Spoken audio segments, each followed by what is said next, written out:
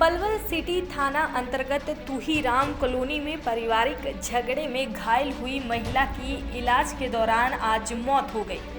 जानकारी के अनुसार पलवल सिटी थाना अंतर्गत तुहीराम कॉलोनी में रहने वाले 3 भाइयों के बीच पिछले काफ़ी समय से पारिवारिक झगड़ा चल रहा था। बीच बीच में कई बार मारपीट और झगड़े की पुलिस कंप्लेंट भी दी गई। आपको बता दें कि 7 अगस्त को एक बार फिर से हुए झगड़े के बाद सबसे छोटे भाई डिंपल की पत्नी माधुरी ने अपने भाइयों को खुद के साथ हुए मारपीट और झगड़े की बात बताकर मदद के लिए उन्हें मौके पर बुला लिया। बताया गया कि माधुरी के भाई विजय, अजय और पिता तेज सिंह आदि कई अन्य लोगों के साथ श्रीराम कॉलोनी स्थित माधुरी के घर पहुंच गए और वहां जाते ही जेठानी, जेठ और बच्चों के साथ मारपीट शुरू कर दी। झगड़े के दौरान माधुरी की बड़ी जेठानी सविता को माधुरी के भाई ने जोर से धक्का दे दिया। फर्श पर गिरने पर उसके सिर में काफ़ी गंभीर चोटें आ गई, जिसको इलाज के लिए फरीदाबाद के अस्पताल में उपचार के लिए भर्ती करवाया गया था। बता दें कि उपचार के दौरान आज सुबह घायल महिला 40 वर्षीय सविता की मौत हो गई।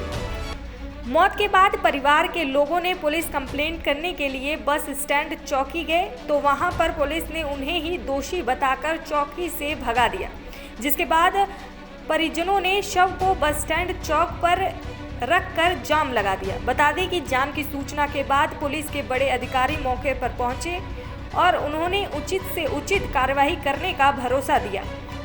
वहीं मृतका सविता के देवर राकेश और पति दीपक ने बताया कि वे 7 अगस्त को हुए झगड़े के बाद पुलिस कंप्लेंट करने के लिए बस स्टैंड चौकी गए थे, लेकिन पुलिस वालों ने उनकी कोई सुनवाई नहीं की। उसके बाद लगातार 3 दिन तक पुलिस के चक्कर काटते रहे, लेकिन पुलिस ने उनकी एक ना सुनी और उनके ऊपर हंसते रहे।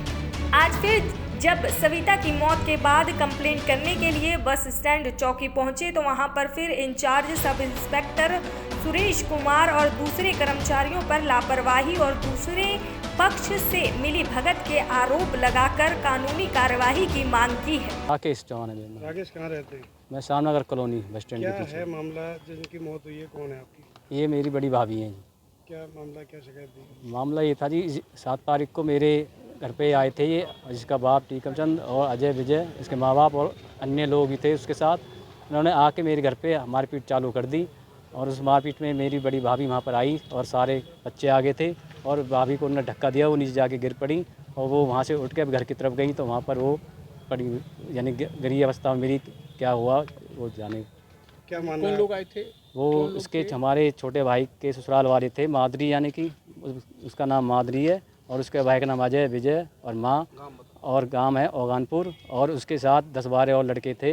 उन्होंने आके हाथापाई करी है मेरे घर पर आकर। और कारण क्या था? कारण ये था कि मैं उस टाइम अपने घर आया था तो ये सुबह उसी टाइम आकर मेरे लड़के को गुद्दी पकड़ खींच के मार रहे थे। तो मार रहे थे? ये अजय, विजय और ये माधुरी और उसका बाप था और उस लड़के खड़े हुए थे 10-12, वो मारपीट कर रहे थे, मेरे साथ भी करी थी।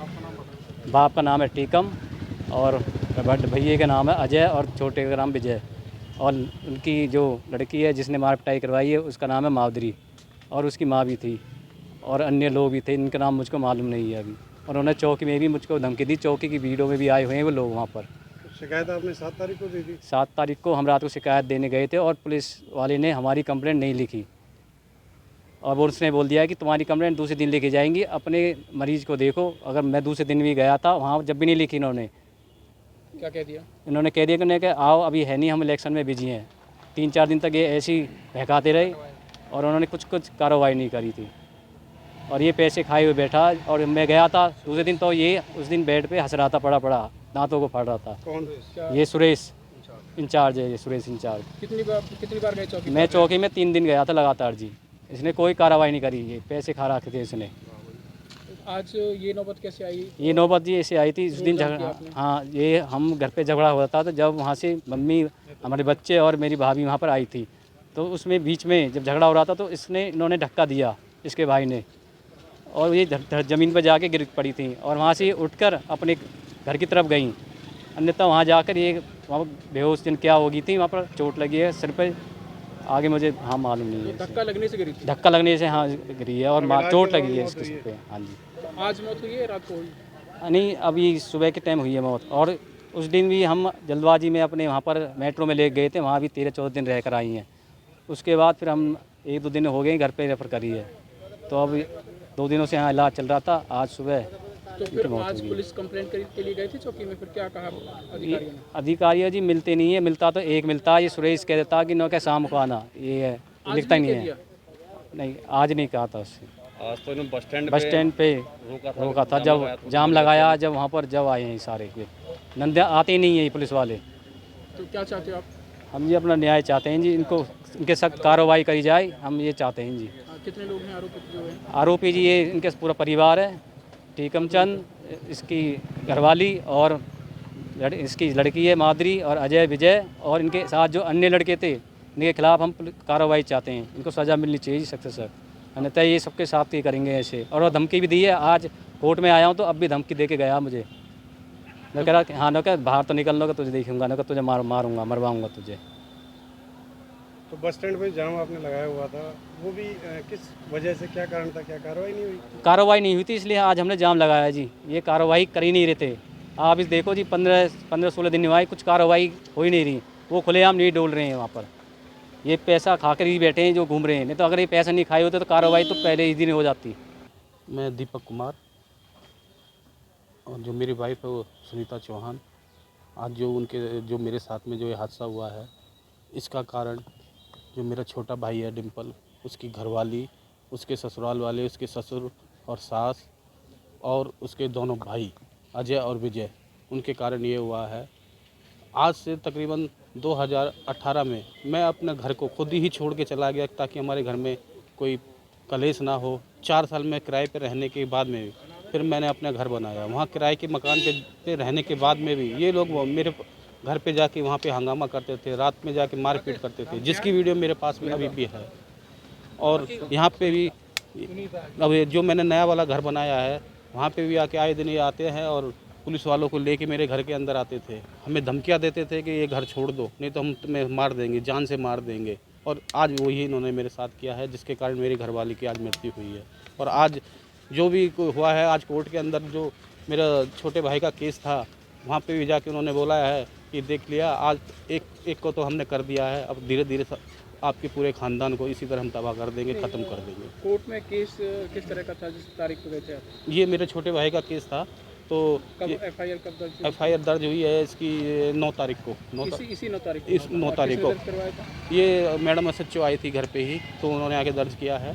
लेकिन उनकी जो है वो 7 तारीख को इन्होंने जो कार्रवाई थी, जो एप्लीकेशन थी, उन्होंने 7 तारीख को ही लिख ली। लेकिन हम 8 तारीख को मैं खुद गया था बस स्टैंड चौकी के अंदर, वहाँ पे उन्होंने बोला कि हम आपकी रिपोर्ट नहीं लिखेंगे। और वहाँ पे हंस के जो है बोल रहे थे कि ये तो आप झूठी से जो है शिकायत कर रहे हो, हम आपकी शिकायत नहीं ले सकते। वहाँ पे जो प्रेम है, जो प्रेम ASI है, वो आए दिन आके हमें भी तंग करता रहता है, हमारे घर पे आके जो है धमकी देता रहता है। उसने भी 7 तारीख को ही आपकी पत्नी को चोट लगी थी, मारपीट के दौरान चोट लगी? मारपीट के दौरान उनको चोट लगी है। और सीरियस हालत होने पर भी आपकी कंप्लेंट तो ली नहीं? हाँ, वो दूसरी तरफ से दर्ज कर ली थी। और उसके बाद में फिर हमने मेरी जो वाइफ है उसको लेके मैं मेट्रो में हॉस्पिटल में गया, क्योंकि फर्स्ट प्रायोरिटी मेरे को पहले अपनी वाइफ का इलाज कराना था। कानूनी कार्रवाई तो बाद में भी हो जाती है। उन्होंने जो कंप्लेंट दी है, किस किस के खिलाफ कंप्लेंट दी थी? उन्होंने जो कंप्लेंट दी है मेरे को पता नहीं है कि किस किस के खिलाफ दी है। यही नहीं पता आपको किस किस के खिलाफ दी है? नहीं, उनकी जो एप्लीकेशन है वो तो ये पुलिस वाले, भाई तारीख को तो गया है, नाम पता तो होगा? जो मेरे भाई ने कंप्लेंट करी है वो आपके भाई के खिलाफ जो हुई है? मेरे भाई के खिलाफ भी जो हुई है, तो वो उसमें आपका भी नाम है? उसमें मेरे को पता नहीं, क्योंकि मैं 14 दिन से लगातार मेट्रो हॉस्पिटल में हूँ, वाइफ के साथ में हूँ। मैं क्या तो चाहते हैं इस मामले में? मैं चाहता हूँ कि दोषियों के खिलाफ सख्त से सख्त कार्रवाई की जाए और उनको बहुत ज़्यादा सख्त से सख्त सज़ा मिले, ताकि वो कभी किसी के साथ में ऐसा हादसा ना करें, ऐसी चीज़ें ना करें। पुलिस के बारे में क्या कहना? पुलिस कार्रवाई में मैं कहना चाहूँगा जो SHO मैडम है वो ठीक हैं, वो कार्रवाई कर रही हैं। बाकी जो बस स्टैंड चौकी के जितने भी हैं वो किसी भी लायक नहीं है, वो कभी नहीं सुनते हैं।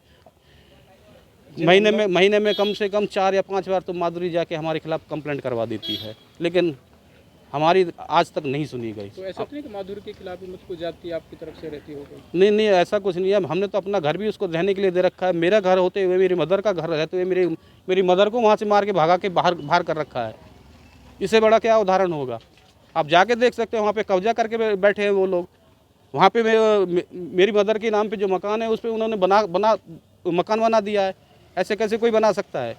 ये तो तभी हो सकता है ना जब पुलिस की सह मिल रही है, पुलिस उनका साथ दे रही है। तो पुलिस के खिलाफ भी कार्रवाई चाहते हैं? मैं बिल्कुल चाहता हूँ कि सख्त से सख्त कार्रवाई हो, और सबसे पहले अब मेरे को ये जो है उनको घर से बाहर ये करें, ये सबसे फर्स्ट प्रायोरिटी है।